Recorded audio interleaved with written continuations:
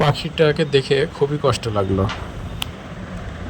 হঠাৎ করে যাচ্ছিলাম, তো রাস্তার ধারে দেখলাম একটি দোকানের বারান্দায় এই পাখিটা এইভাবে কাতরাচ্ছে। প্রথমে ভেবেছিলাম হয়তো সুস্থ পাখি, এমনিতেই ওরকম করতেছে। পরে কাছে যে দেখলাম যে পাখিটার কি যেন একটা সমস্যা হয়েছে, হয়তো বা পায়ে বা কোথাও আঘাত পেয়েছে, তার কারণে সে হাঁটতেও পারছে না বা ঠিকমতো উঠতেও পারছে না। আসলে বাচ্চা পাখি নেই সেটাও বুঝতে পারলাম না। তো যাই হোক, আমি একটু কাছ থেকে পাখিটাকে ভিডিও করার চেষ্টা করলাম। তো আমাকে দেখে সে আস্তে আস্তে লুকাচ্ছিল। তো একটু মোটরসাইকেলের নিচে স্ট্যান্ড করে মোটরসাইকেলের নিচে লুকিয়ে গেল।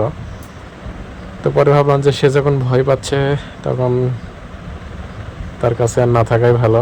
হয়তো এক সময় যদি সুস্থ হয়ে যায় বা মা পাখিটা আসে তাহলে তাকে সাথে নিয়ে চলে যাবে। তো যাই হোক, পরে আর তাকে ডিস্টার্ব করলাম না। তো এই পাখিটা অনেকেই অনেক নামে ডাকে। আমাদের এলাকায় একে বলা হয় ক্যাটকেটি, অনেকে বলে সাত ভাই। অর্থাৎ এই পাখিগুলো একসাথে অনেকগুলো করে ঘোরাফেরা করে, তার জন্য অনেকে সাত ভাই নামে পরিচিত। আবার সবসময় ক্যাটকেট করে ডাকাডাকি করে বলে আমাদের এলাকায় ক্যাটকেটি নামে পরিচিত।